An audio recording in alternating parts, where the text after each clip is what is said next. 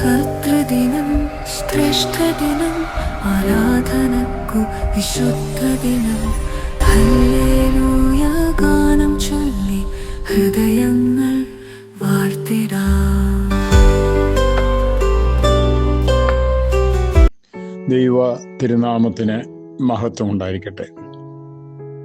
പ്രിയമുള്ളവരെ, പ്രപഞ്ചത്തെ സൃഷ്ടിച്ച ദൈവത്തിന് അതിലെ ഓരോ പരമാണുവിൻ്റെ കാര്യത്തിലും താല്പര്യമുണ്ടെന്ന് ദൈവവിശ്വാസികൾ പറയും.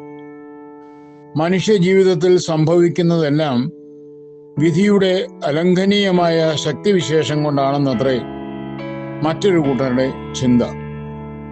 ലോകത്തിൽ സംഭവിക്കുന്നതെല്ലാം വെറും യാദൃച്ഛിക സംഭവം മാത്രമാണെന്ന് യുക്തിവാദികൾ കരുതുന്നു. എന്നാൽ മനുഷ്യ ജീവിതം സുനിശ്ചിതമായൊരു മാസ്റ്റർ പ്ലാൻ അനുസരിച്ച് അതിനിപുണമായി കൈകാര്യം ചെയ്യപ്പെടുന്ന ഒന്നാണെന്നും ഏത് നിസ്സാര കാര്യത്തിലും ദൈവം മനുഷ്യനെ വഴികാട്ടുന്നുണ്ടെന്നും തങ്ങളുടെ ജീവിതാനുഭവങ്ങളുടെ വെളിച്ചത്തിൽ സധൈര്യം പറയുവാൻ കഴിയുന്ന അനേകരും നമുക്കിടയിൽ ഉണ്ട്. ദൈവത്തോടുള്ള പ്രാർത്ഥനകൾക്ക്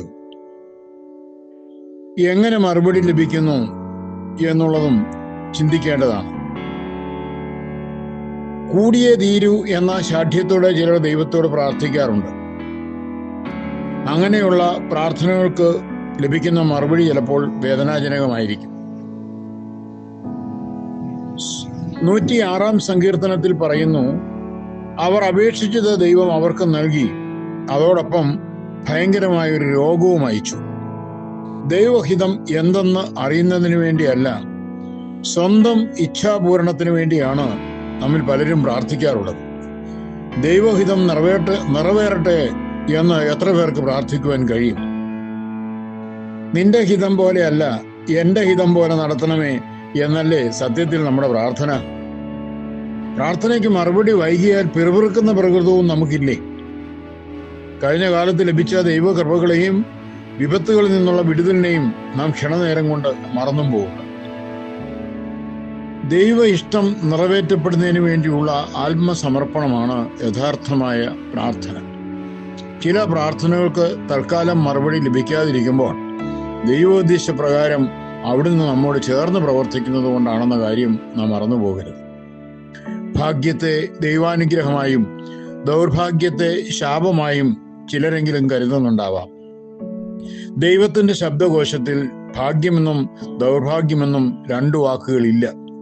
ദൈവത്തെ സ്നേഹിക്കുന്നവരുടെ ധന്യമായ ജീവിതത്തിന്റെ 2 മുഖങ്ങൾ മാത്രമാണ് അവ. ആയതുകൊണ്ട് പ്രിയമുള്ളവരെ, ദൈവഹിതം എന്തെന്നറിയുവാൻ മിനക്കെടാതെ സ്വന്തം ഇഷ്ടം നിറവേറ്റുന്നതിന് വേണ്ടി ആയിരിക്കും നാം പ്രാർത്ഥിക്കുന്നത്.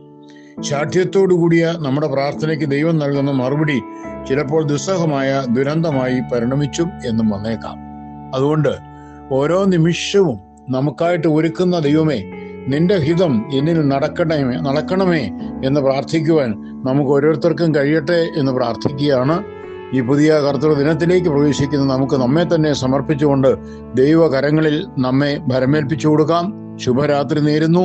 നിങ്ങളുടെ ജോൺ ബോൾ കോറപ്പിസ്കോപ്പ അച്ഛൻ.